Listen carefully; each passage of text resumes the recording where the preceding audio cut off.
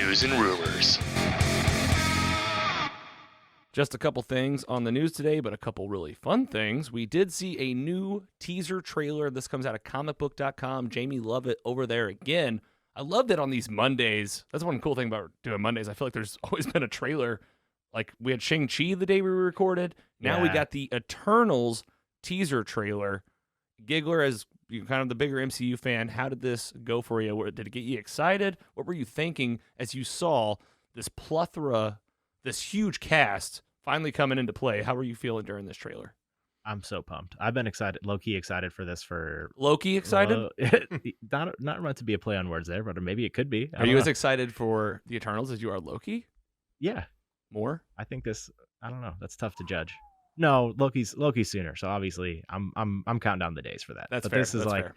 I feel like this movie, and I've heard so many things about, because the director just won the award for best director. Yes, Nomadland. Yeah, Nomadland. Yep.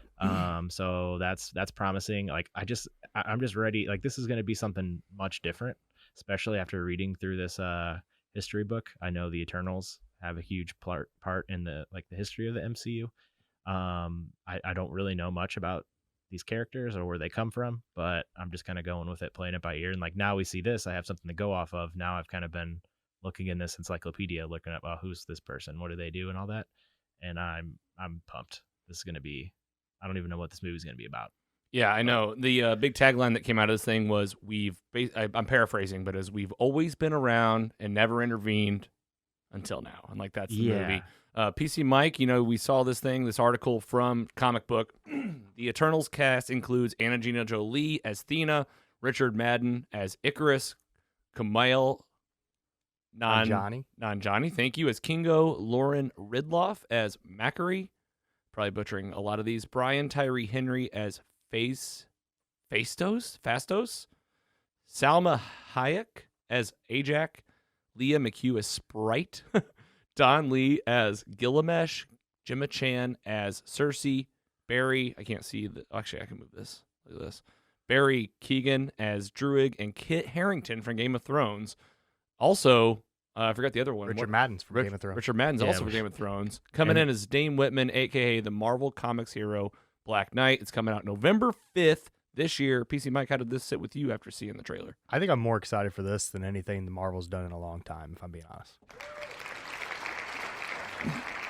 Wow. Because I like a starting point. I don't know. I'm kind of sick of the multiverses, and like we kind of talked about, oh, what level are we on? Like, oh, we're in this world, we're on this timeline, like all that. I kind of like that we're starting like right at the beginning. I'm assuming it'll tie into like what's coming next and like what's happening now. I don't know. I like a beginning point. Yeah, I know. Kind of like a little origin story, but not in a way. Yeah, no, it totally is, and we've never met any of these folks. And that's a huge cast. Huge cast, and it's like, what are going to be the ramifications of this? We can already see that they've been around for a very long time, since like the beginning of man, and exactly like you said, it sounds like the MCU connects with this trailer right toward the end. They're talking about, they're sitting at a table, and they're like, hey, Captain Rogers and Iron Man are gone. Who's going to lead the Avengers? Like, that's what they're talking about. So, like, they're right there in present-day events. Kind of like puppet masters. They might have like, they've never had to intervene, but they're kind of like steering things. Right. And who will we find out that they, who knows how they'll tie it into the MCU? We might get some flashbacks to some old titles where things happened, and they were there. Oh, I'm sure there's going to be like so. some Easter eggs. It's like we're going to have to go back and rewatch everything and be like, oh, in Iron Man 2, this is what this meant. It's like, oh, that guy in the elevator in Iron Man 2 was... There could be a lot of that, especially, I mean, the Celestials created the Eternals, so like Celestials that we know would be like... We met Ego in Guardians of the Galaxy Volume 2. Yep. Yeah. So Thanos was an Eternal. Whoa. Are you serious? But man, you've learned a born lot. on a different planet. So yeah, there was two separate. So they... Oh my God, we get like a young Thanos. See, I've heard rumors of a young Thanos possibly being in the Eternals movie. Oh God. I would love for him to be like a teen, like Groot, like just mad. Like, I'm going to kill half of you one day. There's too many of us.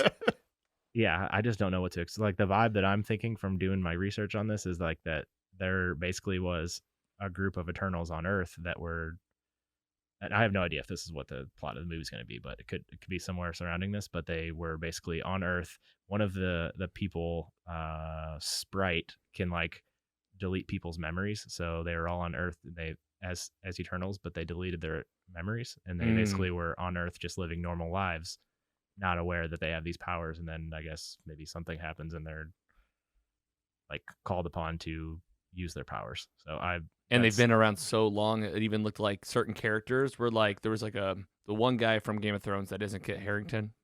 Richard Madden. Richard Madden, his character looked like he was like kind of falling in love with his character almost like multiple times. Like it was like they were living maybe lives and things were changing. I mean, they've been around for millennia, it looks like. It looks like there's a love triangle with the two Game of Thrones dudes and a girl named Cersei, which is kind of crazy to think about. Yeah, that's perfect. Like what? But yeah, Mike, I'm with you. Origin story, all these characters, all brand new. Got that team element of just like, who are these? Like, I've got so many questions.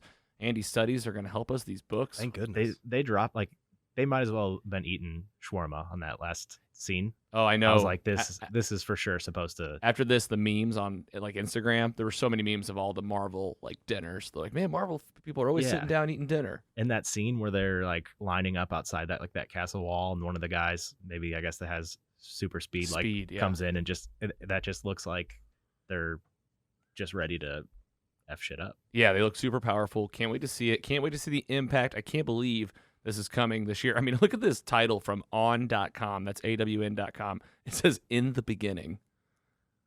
I'm just guessing that this is going to have the most insane end credit scene. Just think about, or maybe just ending to see where, because the biggest thing is going to be how does this connect to everything else? I think it's gonna like kickstart. And, like, we're talking about we're talking about like folks that like were part of the creation of the Marvel universe. Like they're like the first things created. It sounds like some of the oldest beings maybe. So yeah, can't wait to see this. Can't wait to hear more. We're going to talk about some books in here that Andy's brought in. Got some show and tell for you. So we'll get more on the MCU in a bit.